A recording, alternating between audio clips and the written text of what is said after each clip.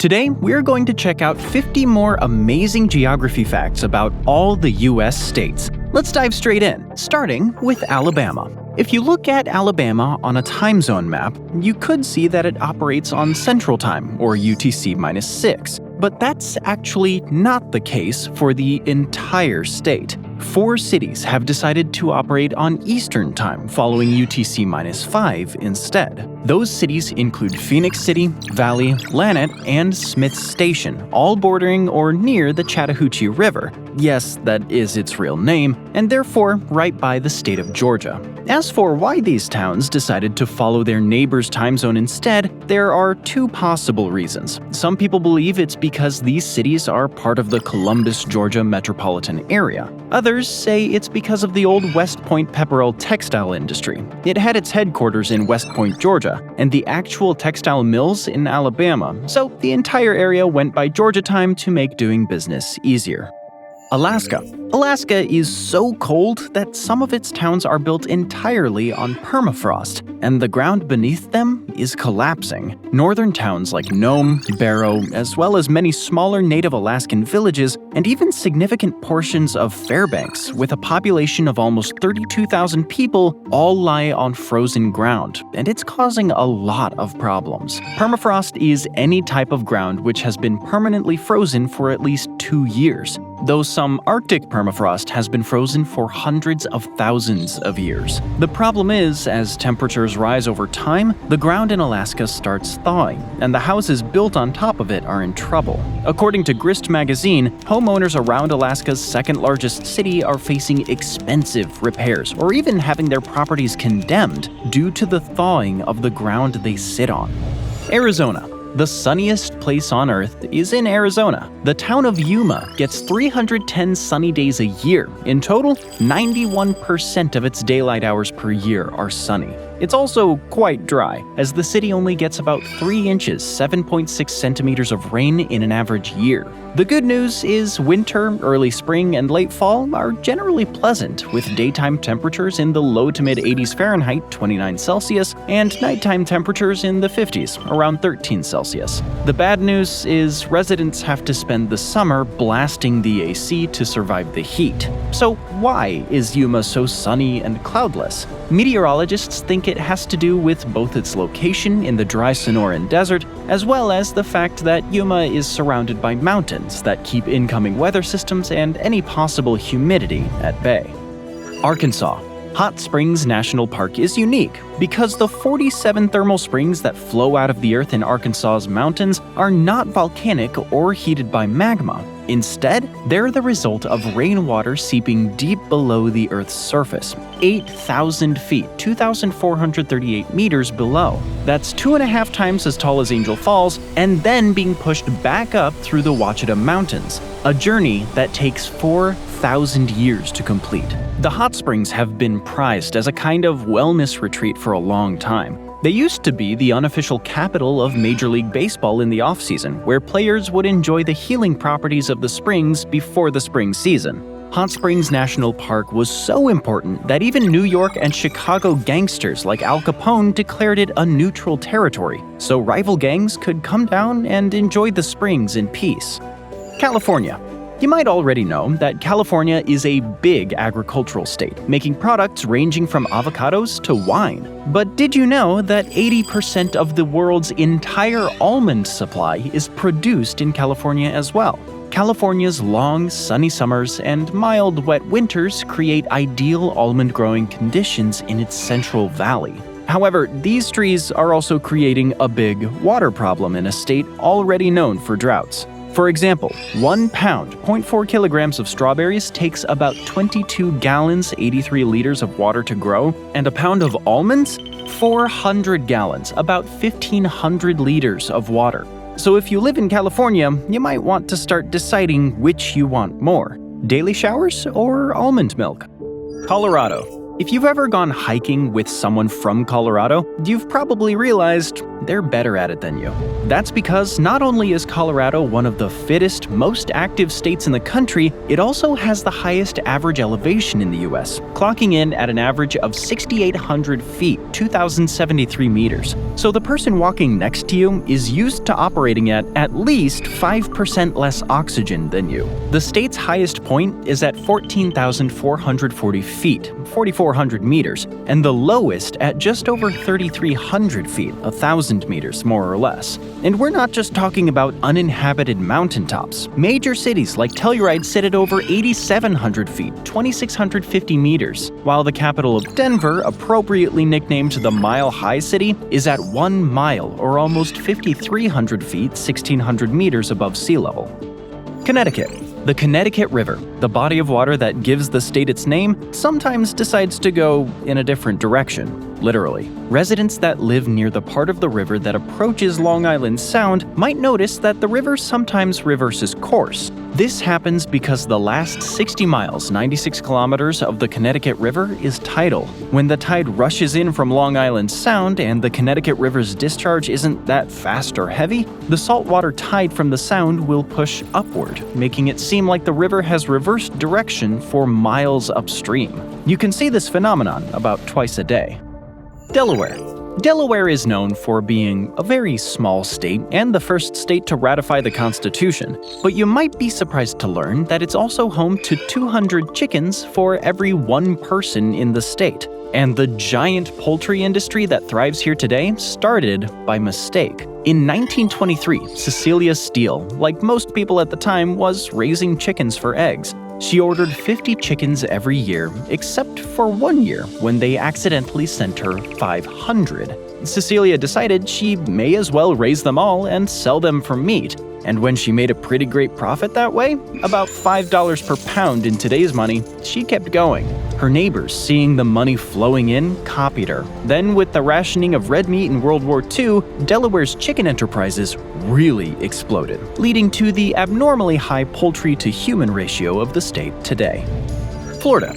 Though the Midwest has a reputation as one big, flat field, the flattest state in the US, and the one most in danger of being underwater one day, is actually Florida. The average elevation of Florida is only around 100 feet, 30 meters above sea level. Even the highest point, Britton Hill, sits at 345 feet, 105 meters above sea level, just over 1/4 of the height of the Empire State Building. So, why is Florida so flat? Because it was formed as a sedimentary platform, one built up in warm, shallow seas almost entirely made of limestone. Coupled with the fact that the area had no significant earthquake or mountain building activity, this led to an incredibly flat, near sea level state. Georgia. A few states have shifted their capital at least once, but Georgia is in a league of its own. The Peach State has changed its state capital 5 different times. In colonial times, Savannah was the first major settlement established by Europeans, and therefore the first seat of government. Then the capital was moved to Augusta as coastal areas were captured during the Revolutionary War, and rotated back and forth between the two cities for a while. As settlers continued to move westward, Louisville, which was further inland, was designated the new capital. Then settlers pushed into Native American lands and called for the capital to be moved west yet again, to cement white settlers' claim to the land they had just forcefully taken over, this time to Milledgeville. Finally, in 1868, due to its rapid population growth and position as a center for rail travel, Atlanta was designated Georgia's capital. Hawaii.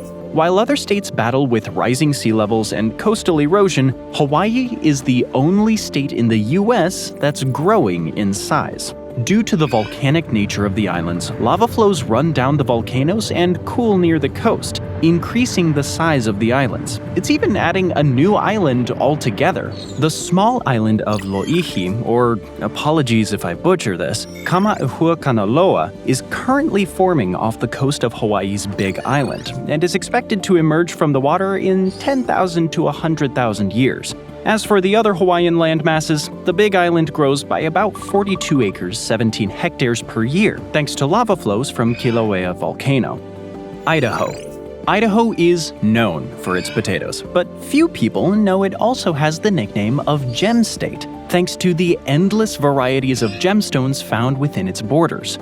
Even rare gems like star garnets, otherwise found only in India, can be found throughout Idaho. Other beautiful precious stones discovered in the state include topaz, opals, jasper, tourmaline, and fluorite. So why is Idaho so rich in gemstones? Partly because it sits on the boundary of two major tectonic plates that helped create the Rocky Mountains, the extreme pressure of which creates gems. This is partly because it has a lot of historic volcanic activity that created the right conditions for gem formation, as ash and lava turned into silica-rich water that seeped into rock fissures, creating opals and quartz. While there aren't many large-scale gem mining operations left, recreational and individual collectors still scour the land in Idaho for precious stones. Illinois. Illinois wasn't always as flat as it appears today. Almost 85% of the state was fully covered by glaciers during the Pleistocene epoch, and the state now sits on hundreds of feet of glacial till, sediment picked up and then deposited by the last retreating glaciers. This buried Illinois' original bedrock, including multiple hills and valleys. Though this means the landscape may look more boring than it would have, glacial deposits of soil, clay, silt, sand, and gravel are also what have made Illinois soil ultra-fertile. This rich soil has supported a thriving agricultural industry, making the state a national leader in the production of crops like soybeans and corn. Indiana. Park County, Indiana, is nicknamed the covered bridge capital of the world. People settling Indiana back in the 19th century realized they needed ways to cross the endless creeks and small rivers covering this part of the country. They also needed to get their wagons and carts over these waterways without falling in. Enter the covered bridge design. It was ideal for extending the life and durability of the actual wooden bridge by building a cover to protect it from the many, many elements of the Midwestern climate. Rain, wind, and snow, among others. Today, 31 historic covered bridges remain, and 21 of them are still open for vehicle driving. At the peak of their popularity in the 19th century, there were 14,000 throughout the United States. Today, there are only 700 to 800. Indiana has 92 of the country's remaining covered bridges. Iowa. Surprisingly, for a place as flat as Iowa, the state is also home to the world's shortest, steepest railway. The 4th Street Elevator, otherwise known as the Fenelon Street Elevator, has been serving the downtown Dubuque business district since 1884, though it was originally built for private use. This historic cable car goes up and down 296 feet, 90 meters of railway, taking passengers up 189 feet, 58 meters in elevation from 4th Street to Fenelon Place. The railway is only open from April 1st to November 30th. Kansas. Kansas is home to Stratica, a 275-million-year-old salt mine that is also the only salt mine in the state open to the public. But that's not nearly the most interesting thing about it. Deep in the mines, 650 feet, 198 meters below the ground, the mine is used to preserve movie film. Lee Spence, the CEO of Underground Vaults and Storage, the company that stores the film, says, "We get a lot of the major motion picture studios that store with us because of the preservation of the film that the salt provides, not to mention the consistent temperature and humidity in the mine." Though visitors can't access the film storage vaults, titles held here include Gone with the Wind, The Wizard of Oz, and the Star Wars movies, just to name a few. Kentucky. Kentucky bluegrass is not native to Kentucky. That's right, the famous grass used for lawns and golf courses the world over, and even helped give Kentucky its nickname, the Bluegrass State, was actually introduced to North America by the Spanish Empire. However, some sources credit settlers from Great Britain instead. It's native to parts of Europe, Asia, and the mountains of Algeria and Morocco. Though it's now been around so long in the US that it's considered naturalized, it's also a quite aggressive invasive species, outcompeting local native grasses. So why did this grass that's found pretty much everywhere become so heavily associated with Kentucky? The state offered ideal growing conditions for bluegrass, which became a staple for feeding its famous racehorses. Over time, it also lent its name to bluegrass music, cementing the connection, and now, this foreign species is tied to Kentucky forever. Louisiana. Louisiana loses about a football field of land every hour, or around 16.6 square miles, 50 square kilometers a year. And that's just the land loss counted between 1985 to 2010. Many scientists believe the rate of coastal erosion is now even faster. Between 1932 and 2010, this translated to Louisiana losing almost 1,900 square miles, 4,921 square kilometers of land, or around 1.2 times the size of Rhode Island. So if you're purchasing property in Louisiana, think real long and hard about where you want to buy it. Cities like New Orleans are already below sea level and experiencing repeated flooding. Smaller communities like that of Isle de Jean-Charles have uprooted their entire town and moved inwards to escape land loss, as 98% of their land has now disappeared. Maine.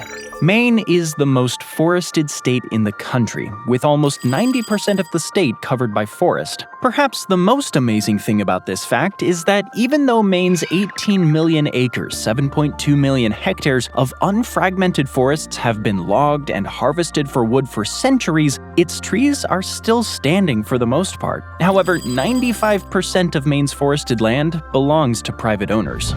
How does this happen? Great management by the state. Maine has a strong focus on forest conservation. It provides tax incentives, forest practices regulations, and education programs for owners and loggers. This is to help preserve not only one of Maine's best tourist attractions, its beautiful woodland, but also one of the chief reasons the state is 75% carbon neutral, thanks to the trees acting like a carbon sink. Maryland. At its narrowest point, Maryland is only 1 mile, a kilometer and a half wide. In fact, it's the narrowest non-vertex border-to-border distance of any state in the country. Here, you will find the town of Hancock, with a population of just over 1,550 people, sandwiched between Pennsylvania and Virginia. The border here is so narrow because of the area's geographical features, not to mention border disputes with neighboring states. The Mason-Dixon line set the northern border of Maryland pretty rigidly, and the southern border was set by the flow of the Potomac River and land squabbles with Virginia, leaving only a very tiny strip for the state in the Hancock area. Massachusetts. The oldest subway system in the United States is not in New York, but rather in Boston, Massachusetts. The Tremont Street Subway opened in 1897 and remains part of the MBTA, the Massachusetts Bay Transportation Authority. It ran 5 miles, 8 kilometers between the Public Garden and Haymarket Square, and has now been designated a National Historic Landmark, even though it's still in use, hopefully with updated subway cars. In contrast, the first subway station and line in New York City opened in 1904, so Boston beat NYC by a full 7 years. Michigan. Though most sources online say that the Black Hills of South Dakota are the oldest mountain range in the United States, dating back to about 1.8 billion years old, Michigan has a mountain range that's older by about 200 million years. Geologists have dated the formation of the Porcupine Mountains to approximately 2 billion years old. The reason they're usually excluded from consideration as the US's oldest mountain range is because they're so worn down at this point that they're basically unrecognizable as mountains, even for an ancient range. Their highest point sits at just under 2,000 feet 610 meters, just over the highest point of the Hollywood Hills in Los Angeles. It's not exactly what one thinks of when thinking of dramatic peaks. Minnesota. Most people know that the land of 10,000 lakes is a very watery place, even though its nickname is actually a bit wrong, as Minnesota has closer to 11,842 lakes. But did you know this Midwestern state also has so many rivers and streams that put back to back, they could circle the equator almost 3 times? Well, 2 3/4 times, but still, that's a lot. Around 69,000 miles, 111,045 kilometers of streams and rivers to be exact. In other words, you better learn to love fishing if you're in Minnesota. Mississippi. The Mississippi Delta is not found at the delta of the Mississippi River where that river empties into the Gulf. Instead, it's found in northwest Mississippi, This may be old news to locals, but many outsiders are understandably confused when they look for the Mississippi Delta and are directed towards an area nowhere near the Gulf. The Delta gets its name because it's where the Yazoo River meets the Mississippi River, creating a fertile area that is frequently flooded by both rivers' waters. Though Delta technically means the triangle where rivers meet the sea, over time people started using it to refer to any lowland area with lots of river channels spanning outwards. And thus, the Mississippi Delta region got its somewhat geographically inaccurate name. Missouri. Missouri is home to the tallest monument and the smallest national park in the United States, and they're the same place. Most people have seen St. Louis' famous arch in photos, but did you know that the Gateway Arch is by far the tallest monument in the United States? At 630 feet 192 meters tall, the arch stands over twice as tall as the Statue of Liberty. At the same time, Gateway Arch National Park, the conserved area surrounding the arch, also happens to be the smallest national park, measuring only 192 acres 77 hectares in size, or just over the area of Disneyland. In comparison, famous parks like Yosemite covers over 761,000 acres, nearly 308,000 hectares, and are still far from the country's largest national parks. That honor goes to Wrangell St. Elias in Alaska, which covers over 13.2 million acres, 5.3 million hectares. Montana. Montana has stunning landscapes, beautiful scenery, and some of the most insane weather in the country. The state is home to the biggest temperature change ever recorded. From January 14th to January 15th, 1972, in Loma, the temperature rose from negative 54 degrees Fahrenheit, 47 below Celsius, to 49 degrees Fahrenheit, 9.4 degrees Celsius, an overnight difference of 103 degrees. While nothing quite compares to the extreme weather event of 1972, Montana frequently experiences dramatic temperature swings. Its inland location means there's no nearby ocean to moderate the climate, and the state is exposed to a mix of Arctic, Pacific, and Gulf air masses, all of which can cause rapid and unpredictable changes in temperature. However, the biggest temperature increases are usually caused by Chinook winds, warm, dry winds that flow down the eastern slopes of the Rockies and can cause the temperature to rise by tens of degrees within a matter of hours. Nebraska. The Ogallala Aquifer lies under almost the entire state of Nebraska. With the exception of the state's southeastern point, the rest of its land is over one of the largest aquifers in the world. Ogallala expands across 8 states, from South Dakota to Texas. But despite what some people think, an aquifer isn't some kind of underground lake. Instead, it's an area of saturated sediment that has water stored within it, water that can then be drawn out to be used above ground. One of the reasons the U.S.'s Great Plains states are able to support huge, thriving farms in the first place. Nevada. Nevada is the driest state in the U.S., with 10.3 inches, 26 centimeters of precipitation per year, narrowly beating out Arizona, which gets a couple more inches of rain. Southern Nevada sees even less rain than that, with an average of 7.1 inches, 18 centimeters per year, perhaps explaining why this part of the state is mostly desert. In fact, 85% of the state is either considered desert or arid land. New Hampshire.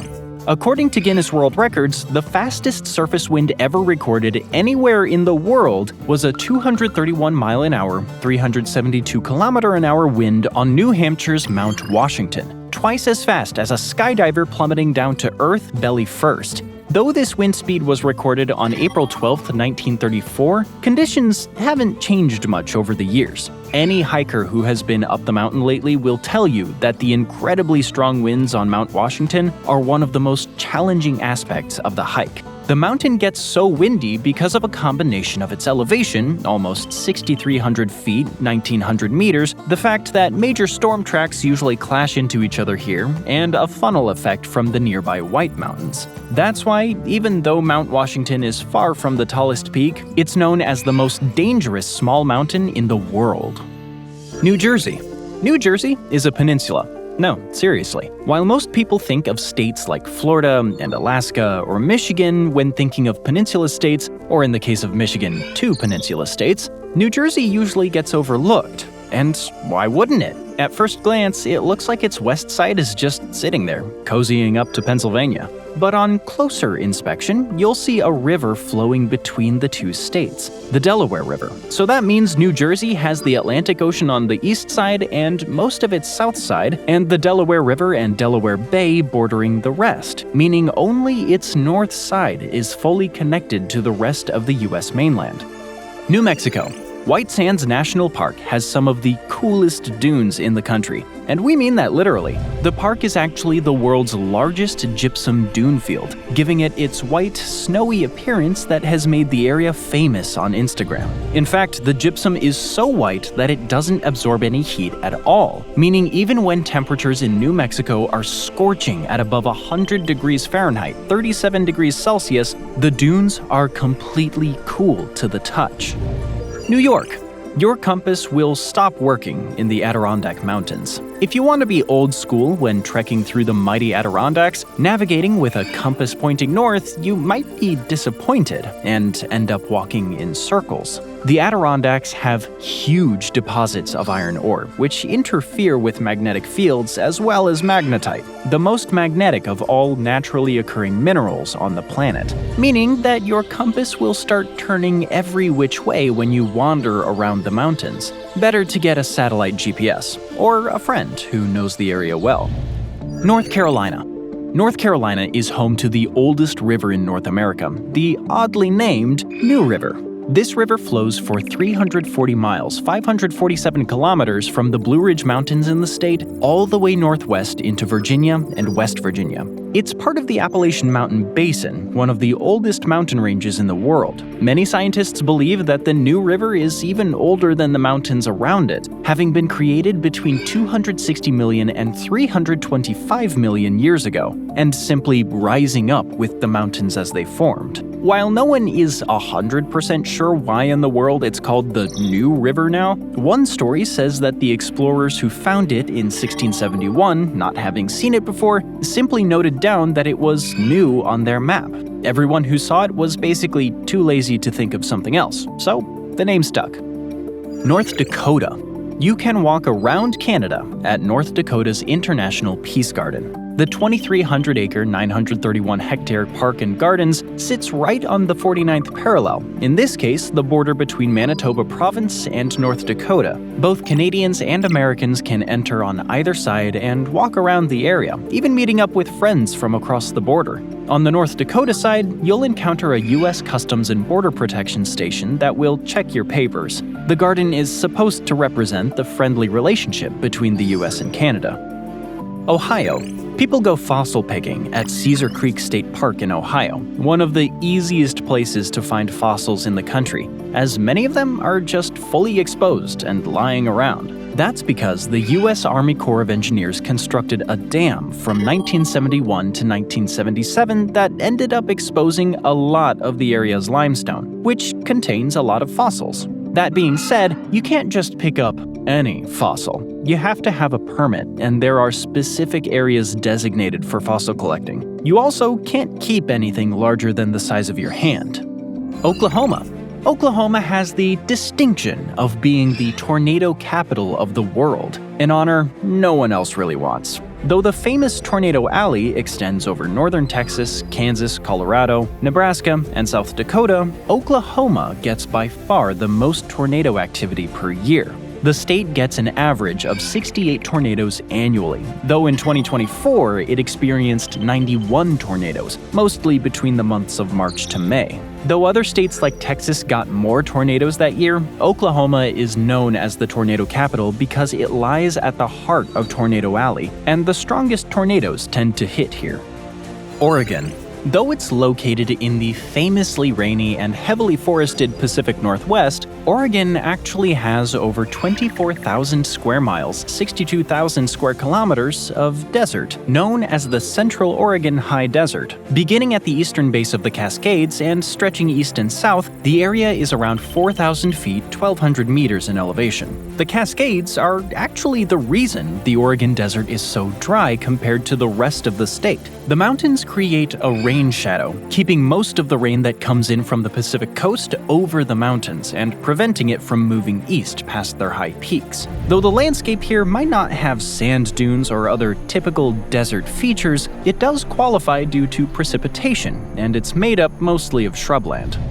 Pennsylvania. The ground Pennsylvania sits on resembles Swiss cheese more than solid rock. This is due both to the state's history of mining, which opened up tunnels under several parts of the state, and the natural limestone that sits underneath other parts, which is prone to sinkholes. Sinkholes have swallowed up rows of front yards, entire houses, even people. Some missing persons cases, like that of Elizabeth Pollard, have been solved after their bodies were found dozens of feet underground in newly opened sinkholes. Rhode Island. Not only is Rhode Island the tiniest state in the country, but 33% of it is water. That makes it the third wateriest state in the Union, behind Michigan and Hawaii. However, Rhode Island's size, combined with the large portions of the state covered by water and its long, irregular coastline, has limited the kind of growth seen in other New England states. Its capital, Providence, has a population of 190,000 people. And establishing big urban or industrial zones, or even great infrastructure like rail lines and highways, is almost impossible because of the state's carved-up geography. So Rhode Island seems destined to remain a more peaceful state than most, something its many yacht owners probably prefer. South Carolina. There's a ghost town underneath the waters of Lake Jocassee in South Carolina. The lake was created in 1973 when the Jocassee Dam was built to generate hydroelectric power in the area. Before the flooding, many artifacts were dug up from the historic Cherokee Nation's Jocassee town to be saved from the town's submersion. Today, divers can explore the remains of the town, including Mount Carmel Cemetery, featured in the movie Deliverance before it found itself underwater, and the historic Atakula Lodge, a well-known old hotel in the area, which is now 300 feet 91 meters underwater. South Dakota. Gold mines are usually associated with the Wild West, but the largest and deepest gold mine ever operated in the U.S. was the Homestake Gold Mine in Lead, South Dakota. From 1876 to 2002, 40 million ounces, 1.1 billion grams of gold were extracted from the mine. Today, visitors can check out the history of the mine at the Visitor Center. There's still work going on in the mine, but of a very different kind. Scientists work tirelessly on experiments with neutrinos and dark matter here at the Sanford Underground Research Facility, which is the deepest scientific research facility in the country. Tennessee. Though not as huge as the national parks of the western U.S., Tennessee's Great Smoky Mountains National Park is the most visited park in the United States. Not only does it get the most visitors, but the difference in tourism with the rest of the country's national parks isn't even close. For example, in 2024, Great Smoky Mountains National Park received over 12 million visits. The second most visited park, Zion National Park, received only 4.9 million visits, just over one-third of the visitors who saw the Great Smoky Mountains. Texas.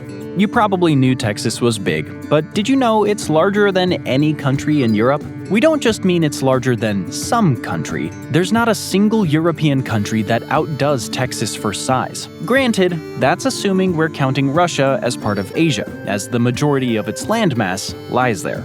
Ukraine is the largest country found entirely within Europe and has an area of just over 233,000 square miles, 603,000 square kilometers. Texas, on the other hand, has an area of almost 269,000 square miles, almost 700,000 square kilometers, making it around 36,000 square miles, 93,000 square kilometers larger. That means the difference between Texas and Ukraine is just over the size of the entire island of Ireland.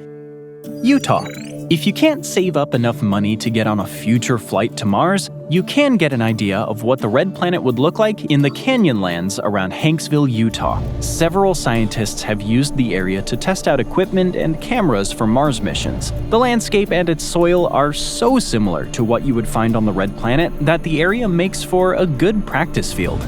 Marjorie Chan, a professor of geology at the University of Utah, took the comparison one step further. She doesn't just think Mars and southern Utah look similar, but that they actually formed in very similar ways. As she says, "We think that many of the same processes and some of the same environments that we can see exposed in southern Utah are probably similar to some of the environments on Mars." Vermont. Though you may expect to find big marble quarries in the Mediterranean or other areas famous for their monuments, the largest underground marble quarry in the world is actually in Danby, Vermont. Called the Danby Quarry, of course, it has been operating since 1903, with thousands of workers extracting marble that formed in the area hundreds of millions of years ago. Today, the famous Danby marble has been used in several notable buildings, including the New York Public Library, the UN Building, the Supreme Court, and the Thomas Jefferson Memorial. Virginia.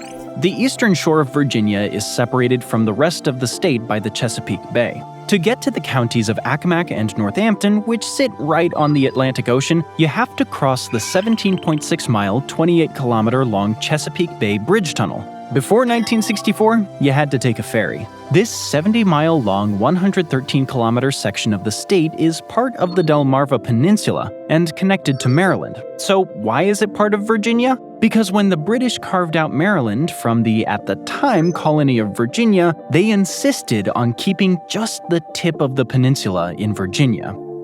Washington. Washington has an archipelago known as the San Juan Islands. The weird part is, how many islands you find there depends on the tide. The official consensus says that there are 176 islands and reefs in the San Juan Island chain, with only a few dozen of them inhabited, and public ferries taking people to only 4: San Juan, Orcas, Lopez, and Shaw. However, at low tide, as many as 743 islands and reefs surface in the Puget Sound between Washington and Vancouver Island. That's because the tidal range around the islands is relatively large, with an average difference of 10 feet, 3 meters between high tide and low tide, and many parts of the archipelago are just below sea level. West Virginia. Although it's a landlocked state, West Virginia has at least 32 islands in the Ohio River alone.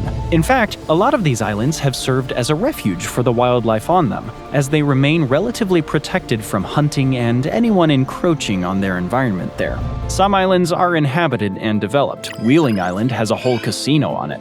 Others just have a house or two. Either way, swimming out to river islands is a fun pastime for many West Virginians. Wisconsin. In Wisconsin, you can see rock formations that are older than life on Earth. And we don't just mean human life. We mean any life at all, aside from bacteria. The stones at Devil's Lake State Park are made of Baraboo quartzite and are around 1.5 billion years old, making them one of the oldest rock formations on the continent. Since the first land plants appeared on Earth during the Cambrian period about 500 million years ago, this makes parts of the Baraboo Range about 3 times older than them. And last but not least, Wyoming. Maybe it's a good thing that not too many people live in Wyoming, as the northwestern part of the state sits on top of a supervolcano. The Yellowstone caldera, the thing that fuels a lot of the tourist attractions in Yellowstone National Park, like the Old Faithful geyser and hot springs found throughout the area, is 30 by 45 miles, 50 by 70 kilometers large. It has erupted at least 3 times in the last couple of million years. One of the eruptions was so devastating that it covered half the North American continent in ash. The good news? The volcano is now dormant. The bad news? It's not extinct, meaning it's still active, so there's a possibility of a future eruption. But not to worry. Scientists are monitoring Yellowstone's activity and say there's nothing to be afraid of, for now. Thanks for joining me today.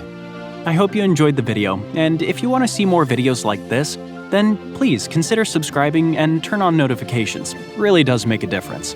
Thanks again, and I'll see you next time on MatPack.